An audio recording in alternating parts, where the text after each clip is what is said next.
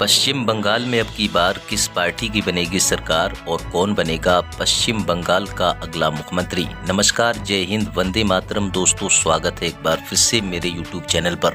दोस्तों, आज हम आपके बीच लेकर पहुंचे हैं पश्चिम बंगाल विधानसभा चुनाव का सबसे ताज़ा व सटीक पहला ओपिनियन पोल सर्वे। दोस्तों, आज की इस ओपिनियन पोल सर्वे के माध्यम से हम जानेंगे पश्चिम बंगाल में अब की बार किस पार्टी की बनेगी सरकार और कौन बनेगा पश्चिम बंगाल का अगला मुख्यमंत्री। दोस्तों, पश्चिम बंगाल विधानसभा चुनाव को लेकर कई तरह के ओपिनियन पोल सर्वे सामने आ रहे हैं, जिसके नतीजे काफी चौंका देने वाले हैं। जानकारी के लिए दोस्तों आपको बता दें कि पश्चिम बंगाल में किसी भी पार्टी को अपनी सरकार बनाने के लिए कम से कम 148 सीटें जीतने की आवश्यकता होती है। पश्चिम बंगाल में कुल विधानसभा की 294 सीटें हैं। पश्चिम बंगाल की कुल 294 विधानसभा सीटों को जिलावार सभी सीटों को एक एक विस्तार से बताएंगे, तो वीडियो को अंत तक जरूर देखें। पश्चिम बंगाल की कुल 294 विधानसभा सीटों को एक एक कर जिलावार सभी सीटों को बताएंगे, तो वीडियो को अंत तक जरूर देखें। दोस्तों, सबसे पहले बात कर लेते हैं पश्चिम बंगाल के कूच बिहार की। कुल विधानसभा की 8 सीटें आती हैं। 8 विधानसभा सीटों के ताज़ा रुझान देखें दोस्तों, भारतीय जनता पार्टी को 7 विधानसभा सीटों पर बढ़त मिलने का अनुमान है, तो वहीं ममता बनर्जी की पार्टी टीएमसी को 1 विधानसभा सीट पर बढ़त मिलने का अनुमान है। कांग्रेस पार्टी को 0 ही सीट मिलने का अनुमान है। चलिए दोस्तों, इसी के साथ बात कर लेते हैं पश्चिम बंगाल के उत्तर दिनाजपुर जिले की। कुल विधानसभा की 9 सीटें आती हैं। 9 विधानसभा सीटों के ताज़ा रुझान देखें दोस्तों, भारतीय जनता पार्टी को 2 विधानसभा सीट पर बढ़त मिलने का अनुमान है, तो वहीं टीएमसी को 7 विधानसभा सीटों पर बढ़त मिलने का अनुमान है। कांग्रेस पार्टी को 0 ही सीट मिलने का अनुमान है। चलिए दोस्तों, इसी के साथ अब बात कर लेते हैं पश्चिम बंगाल की जो राजधानी है कोलकाता की। कोलकाता के अंतर्गत देखें, यहाँ पर विधानसभा की कुल 11 सीटें आती हैं। कांग्रेस पार्टी को 0 सीट, ममता बनर्जी की पार्टी टीएमसी को 4 विधानसभा सीट, तो वहीं भारतीय जनता पार्टी को 7 विधानसभा सीटों पर बढ़त मिलने का अनुमान है। चलिए दोस्तों, इसी के साथ अब बात कर लेते हैं पश्चिम बंगाल के उत्तर 24 परगना 31 की। कुल विधानसभा की 31 सीटें आती हैं।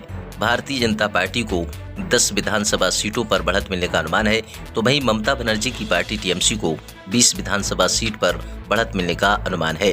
कांग्रेस पार्टी को यहाँ पर देखें 1 विधानसभा सीट पर ही बढ़त मिलती हुई नजर आ रही है।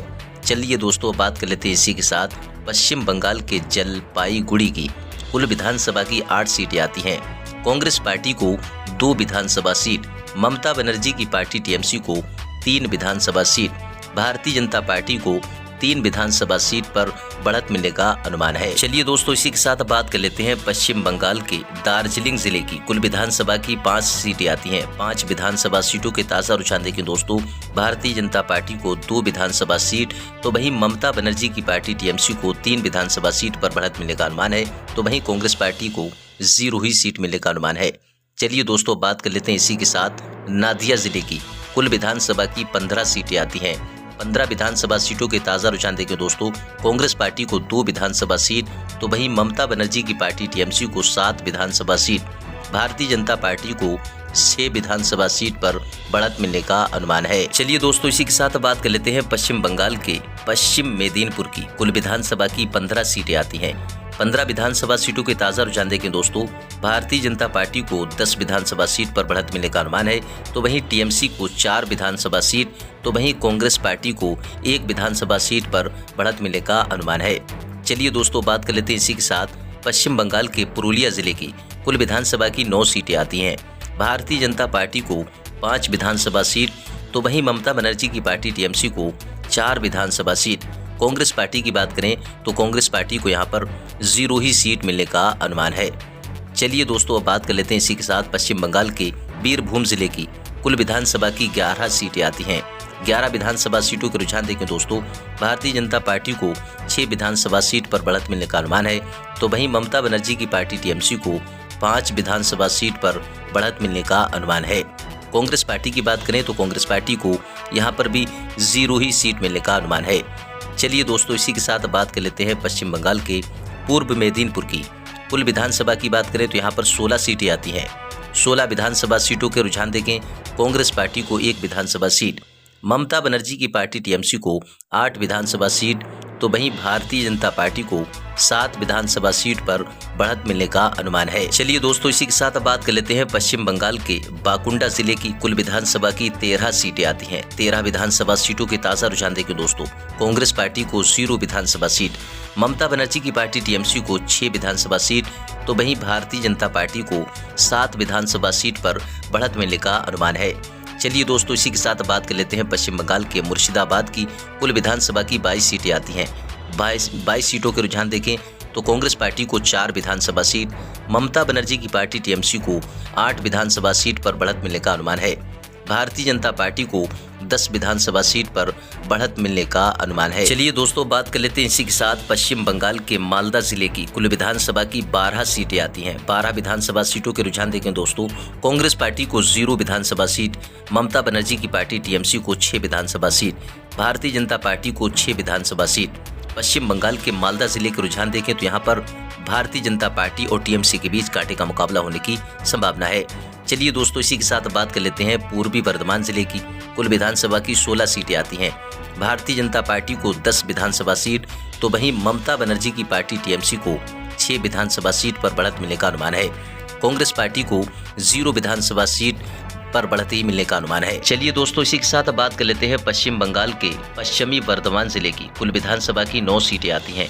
9 विधानसभा सीटों के रुझान देखें दोस्तों, भारतीय जनता पार्टी को 7 विधानसभा सीट, टीएमसी को 2 विधानसभा सीट, कांग्रेस पार्टी को 0 सीट ही मिलने का अनुमान है। चलिए दोस्तों, इसी के साथ अब बात कर लेते हैं पश्चिम बंगाल के हुगली जिले की कुल विधानसभा की 18 सीटें आती हैं। 18 विधानसभा सीटों के रुझान देखें तो भारतीय जनता पार्टी को 7 विधानसभा सीट, टीएमसी को 10 विधानसभा सीट, कांग्रेस पार्टी को 1 विधानसभा सीट पर बढ़त मिलने का अनुमान है।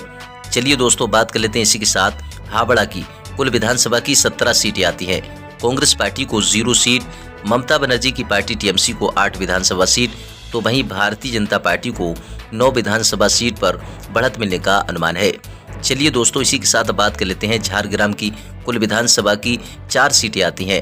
भारतीय जनता पार्टी को 3 विधानसभा सीट, ममता बनर्जी की पार्टी टीएमसी को 1 विधानसभा सीट, कांग्रेस पार्टी की बात करें तो कांग्रेस पार्टी को 0 ही सीट मिलने का अनुमान है। चलिए दोस्तों, इसी के साथ बात कर लेते हैं पश्चिम बंगाल के कालिम्पोंग की विधानसभा की बात करें तो यहाँ पर 1 सीट आती है। कांग्रेस पार्टी को 0 विधानसभा सीट, ममता बनर्जी की पार्टी टीएमसी को 0 विधानसभा सीट, भारतीय जनता पार्टी की बात करें तो बीजेपी को यहाँ पर 1 विधानसभा सीट पर बढ़त मिलने का अनुमान है। चलिए दोस्तों, बात कर लेते हैं इसी के साथ पश्चिम बंगाल के दक्षिण दिनाजपुर की कुल विधानसभा की 6 सीटें आती हैं। कांग्रेस पार्टी को 0 विधानसभा सीट, टीएमसी को 1 विधानसभा सीट, तो वहीं भारतीय जनता पार्टी को 5 विधानसभा सीट पर बढ़त मिलने का अनुमान है।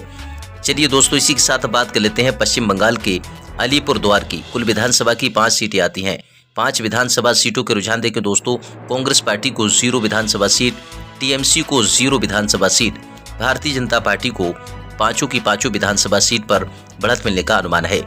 चलिए दोस्तों, बात कर लेते हैं उत्तर 24 परगना 31 की। भारतीय जनता पार्टी को 23 विधानसभा सीट, तो वहीं ममता बनर्जी की पार्टी टीएमसी को 6 विधानसभा सीट, तो वहीं कांग्रेस पार्टी को 2 विधानसभा सीट पर बढ़त मिलने का अनुमान है। पश्चिम बंगाल में किस पार्टी की बनेगी सरकार और किस पार्टी को कितनी सीटें मिलेंगी दोस्तों, अपनी राय कमेंट बॉक्स में लिखकर जरूर बताएं।